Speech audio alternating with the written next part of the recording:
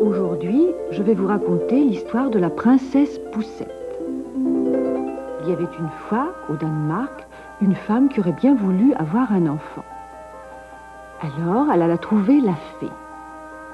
Elle expliqua qu'elle désirait avoir un bébé. La fée lui donna une graine et lui dit: plante cette graine dans un pot, laisse passer l'hiver et attends que le printemps revienne.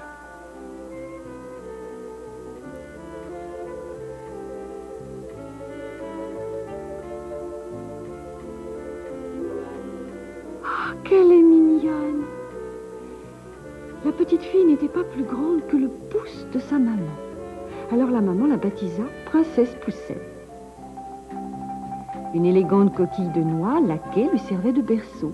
Elle y dormait la nuit, faisait sa sieste. Ensuite, elle jouait sur la table.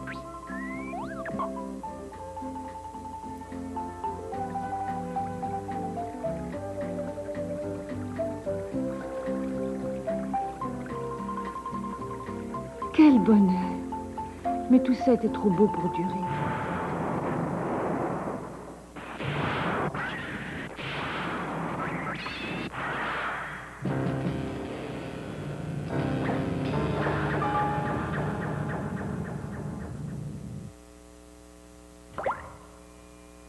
Le matin suivant, lorsque Poussette se réveilla, elle n'était plus dans son berceau, mais sur la grande feuille d'un nénuphar. La crapaud était hideuse et grasse, et le petit qui se tenait à ses côtés n'avait rien à lui envier. Elle le présenta comme étant son fils unique, et elle dit à Poussette qu'il serait pour elle un mari idéal, car il était le mieux tourné des jeunes crapauds. « Quoi, dit Poussette, me marier ?»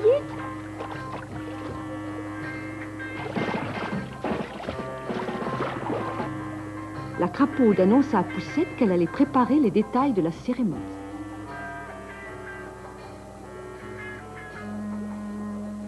Les crapauds n'étaient pas populaires parmi les poissons de l'étang.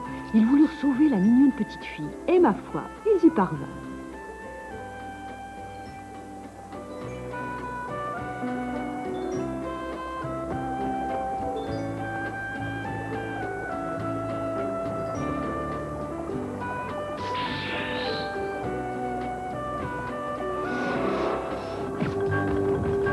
Le hanneton jeta ses pinces autour de la taille de Poussette et l'emporta.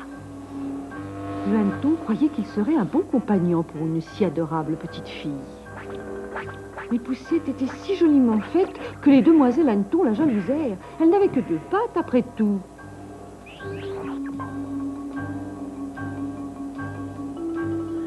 Tant que dura l'été, Poussette se nourrit du pollen des fleurs et se désaltéra avec les gouttes de la rosée. Ainsi passèrent l'été, puis l'automne. Mais vint l'hiver glacé. Quand arriva la neige, la pauvrette n'eut plus rien à manger, plus de feuilles pour s'abriter, et elle avait très froid.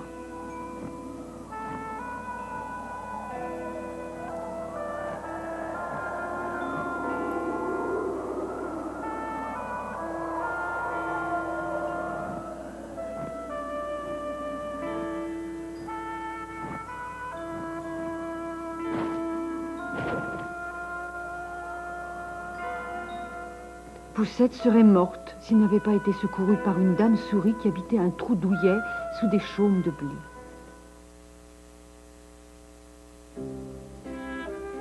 Lorsque Poussette eut recouvré la santé, elle remercia Dame Souris qui lui avait sauvé la vie. Dame Souris invita Poussette à passer l'hiver avec elle. Quelques jours plus tard, elles reçurent la visite d'un riche voisin. C'était une vieille taupe.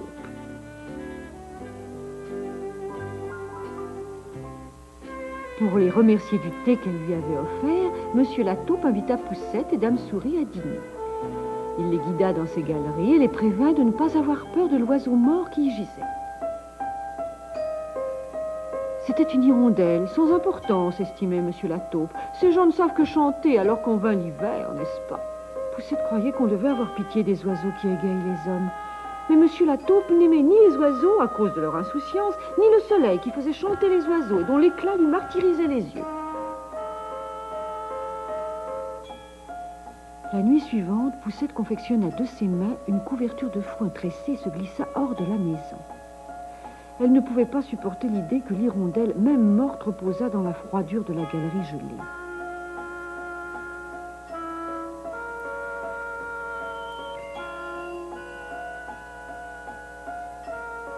l'oiseau n'était qu'engourdi. Et Poussette revint chaque jour pour le soigner. Elle lui apportait à manger et elle était heureuse de voir l'hirondelle reprendre des forces peu à peu.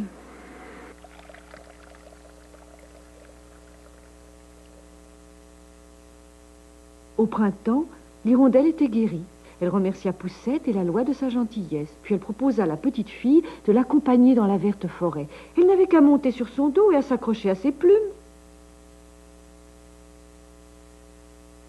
Poussette aurait bien voulu partir, mais elle savait que Dame Souris en aurait du chagrin. Poussette pensa qu'il était méchant d'oublier ceux qui ont été bons et dévoués, comme l'avait été Dame Souris. Non, elle ne pouvait pas suivre sa chère hirondelle dans la verte forêt où elle avait été heureuse l'été précédent. Elle dit adieu à l'hirondelle. Par un beau jour de ce même printemps, Monsieur la taupe, le riche voisin, apporta plein de cadeaux. Son amour pour Poussette avait vaincu son avarice. Non, Poussette ne voulait pas épouser un monsieur qui n'aimait pas les oiseaux. Tais-toi, ordonna affectueusement Dame Souris. Je t'ai sauvé la vie et je veux ton bonheur. Monsieur la taupe est riche, c'est un bon parti, mais prends garde de ne pas lui déplaire. Puisque ton futur époux redoute le soleil, tu vas t'abstenir désormais de sortir. D'ailleurs, tu auras assez à faire ici, car tu vas devoir coudre ton trousseau. Adieu, clair soleil, adieu, joyeux gazouillis des oiseaux. Dans l'obscurité de la maison, Poussette filait la quenouille. Quand le trousseau fut terminé, Poussette demanda à Dame Souris la permission d'admirer le soleil une dernière fois.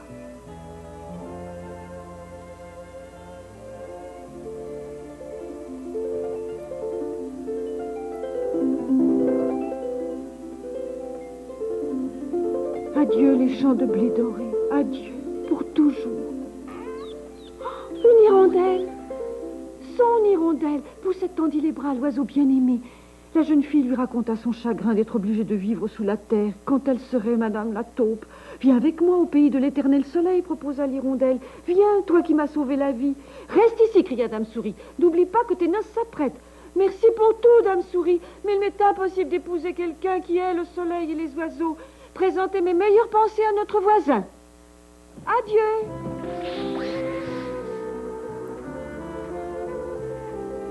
Bien des jours plus tard, les deux amis atteignirent le pays que l'hirondelle disait si beau. Poussette s'aperçut que l'oiseau avait dit vrai.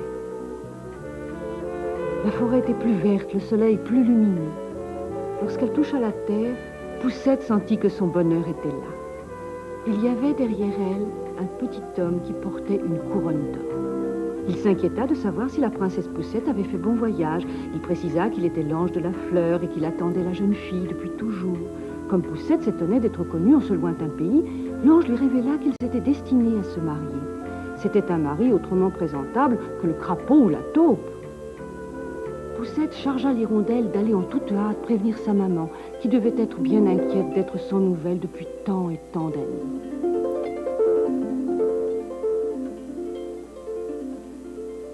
Ainsi prit fin le pénible voyage de la princesse Poussette. Il ne lui restait plus qu'à être heureuse.